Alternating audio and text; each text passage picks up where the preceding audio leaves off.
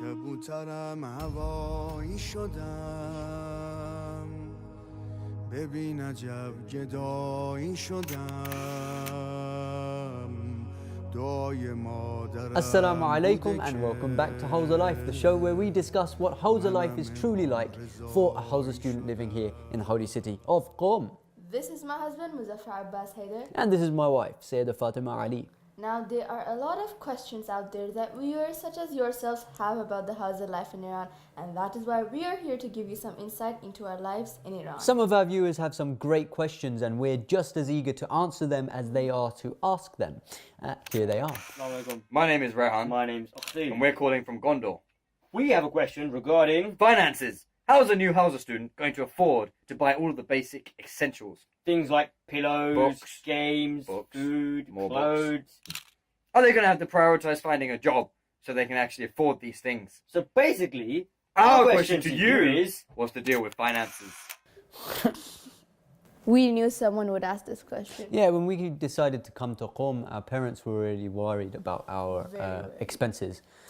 But alhamdulillah, we looked at the Holy Quran and it said, أعوذ بالله من الشيطان الرجيم بسم الله الرحمن الرحيم ومن يتق الله يجعل له مخرجا. And as for those who fear Allah, He ever prepares a way out, ويرزقه من حيث لا يحتسب. and He provides for him from sources he could never imagine. ومن يتوكل على الله فهو حسبه إن الله بالغ أمره. And if anyone puts his trust in Allah, sufficient is Allah for him. For Allah will surely accomplish His purpose. قد جعل الله لكل شيء قدرا. Verily, for all things has Allah appointed a due proportion. And subhanallah, but parents naturally will be worried.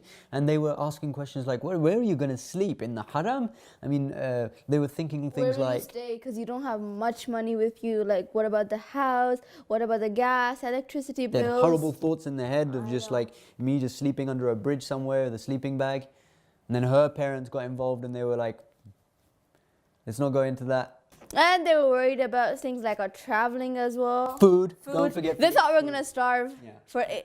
for days and days because we're not gonna get food like the food we like. So basically, when we arrived to Qom, we had only 500 pounds with us. That's not a lot, but we still managed, alhamdulillah, I think. So it's different for us single students, but obviously if you're going to be coming here with kids, it's going to be significantly different. So initial setup costs, including appliances, you're looking at a microwave for 400,000 Tuman to 700,000 Tuman. Now for a cooker, it's going to be about 400 Tuman if you're looking at a very, very basic, simple cooker, and it can go up to 1.6 million Tuman. For a washing machine, there are very simplistic ones that you can get, but if you're looking at a proper washing machine, you're looking at 1 million Tuman to 1.7 million Tuman. For a fridge, we got ours for 400,000 Tuman, and that's just a very basic mini fridge with the small compartment at the top, which is for freezing stuff. But if you've got kids, you're looking at a bigger fridge, which will be around 1.4 million to 2 million Tuman. Now, utility bills, here's the good news, it's pretty cheap. Water will be 20 Tuman monthly, electricity 30 Tuman monthly, gas 25 Tuman monthly. Now in the winter the price will go up and it will vary. Now when it comes to kids, you're looking at school fees of about 2.5 million Tuman a year, and private tuition will be about 260,000 Tuman a month. Daycare is also very important. If the sister wants to study, she'll need a place to, put the kids for a while. It's going to be about 150 Tuman a year.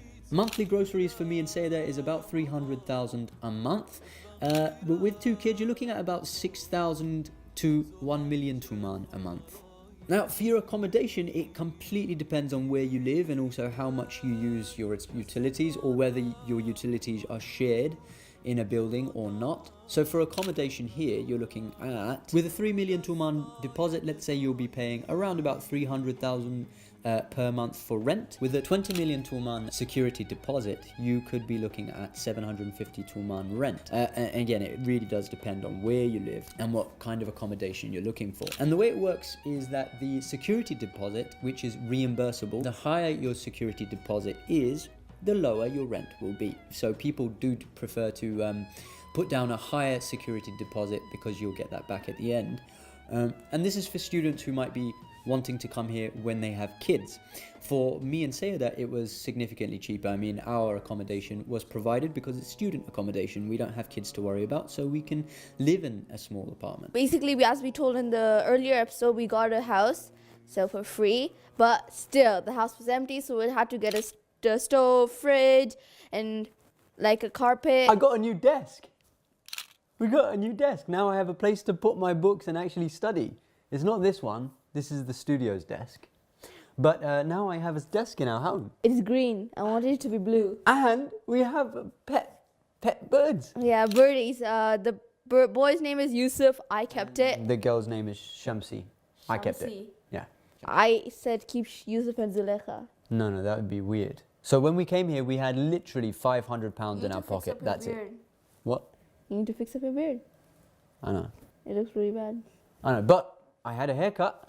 Hey? You should have done a beard cut as well then. Yeah, I didn't get a beard cut, but I got a haircut. Good haircut. 7 Tomans. He thinks he looks nice. Good looks, priceless. Okay, basically, so what you have to understand is that when you come here... What? So basically, yeah, when we ran out of our money, now, how are we going to manage our expenses? It's something that we get here called shahriya. Yeah, that's what I was trying to explain. So, shahriya is basically money which is allocated for the students, like a scholarship. When you come here to study, it's basically almost like a scholarship. So, people will fund you to study, and they will fund your basic living necessities, your medical, your books and everything that you medical need. called bima here. Yeah, so you get health insurance. I had to go get blood tests. Yeah, so just as a side note, when you come here, you get a blood test done, and like A lot of blood. I've already gone through 3 blood tests, like for different things, HIV and all those kind of things. because you can imagine there's people coming from all over the world, from all different backgrounds.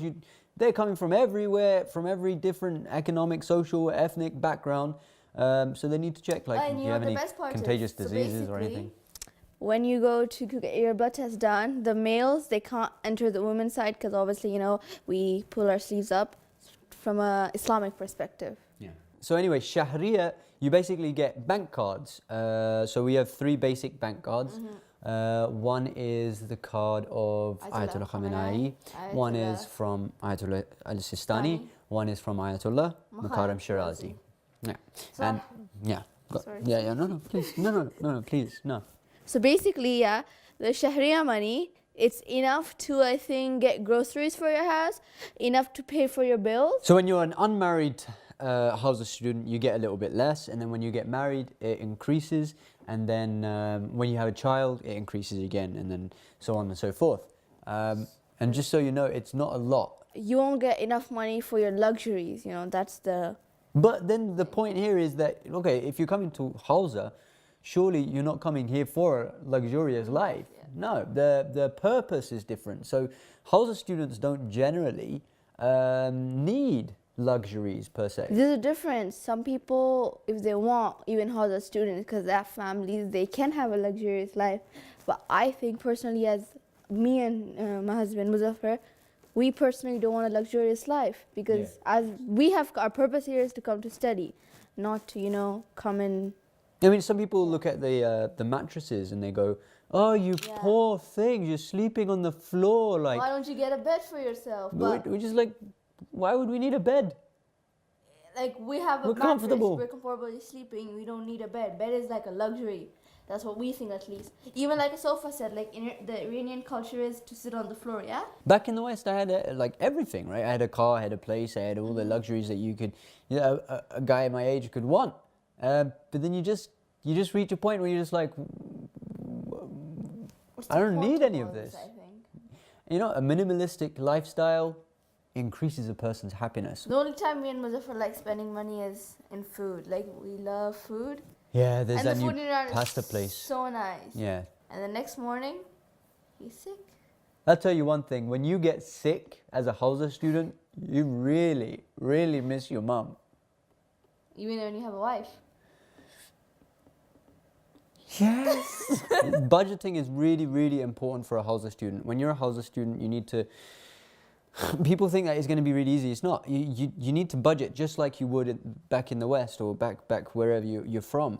You need to think about, okay, we have this much money, this much needs to go towards food, this much needs to go towards bills, this much needs to go towards books, this much needs to go towards traveling. Traveling is another thing which will kill your budget, But especially. alhamdulillah, we got a motorbike. See, the reason we needed to get a moped is because if you're inside the city, it's not expensive at all. It's really cheap. 1,000 Tuman will take you from your madrasa to the haram. The haram is usually known as the city center.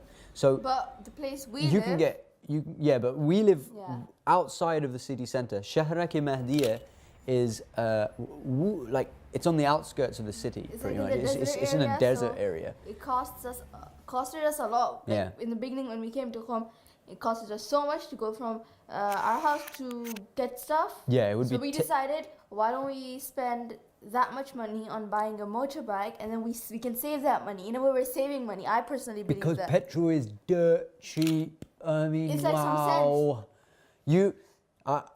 We use it 3 days straight, traveling to and from madrasa all around the city, wherever we need to go, and we literally spend 3,000 Tuman every 3 days. $1,000 is like 70 cents or something. It's nothing. It's nothing. It's 3,000 Tumans. Okay, so this is something that you're going to get really confused about. Tomans and Rials. The official currency of Iran is Rials. Okay, so when you trade in your money, you might get, for example, like 50 million Rials, and you'll think you're the richest guy in the world. But then what you have to do is you take off one of the zeros. Just cross off one of those zeros and you realize, wow, I actually have only... So whenever you have Rials, you take off one of the zeros, and that's how many Tumans you have. Everybody, all the shopkeepers and everything, they usually deal with Tumans. It's the same money, but they just call it by a different name to make it easier to exchange money or whatever. I don't know why they do it, but that's how it is. And when you first come here, it's going to be confusing, but you'll get over it. Don't worry, you'll get used to it. Are you still confused by it? No. I've been here 2 I years can now. go to the bank myself and figure out how many zeros we need now. Right, but that's, yeah. But I'm thick. And that's it for today. Inshallah, if you have a question of your own, do send it to us, email it to us. You know the drill. You Inshallah. can find us on social media like Twitter, Instagram, Facebook, and Telegram. And shiatv.net. From my wife Syeda Fatima Ali, From my husband Muzaffer and Syeda. we bid you Assalamu alaikum wa rahmatullahi wa barakatuh. دعای مادرم بوده که منم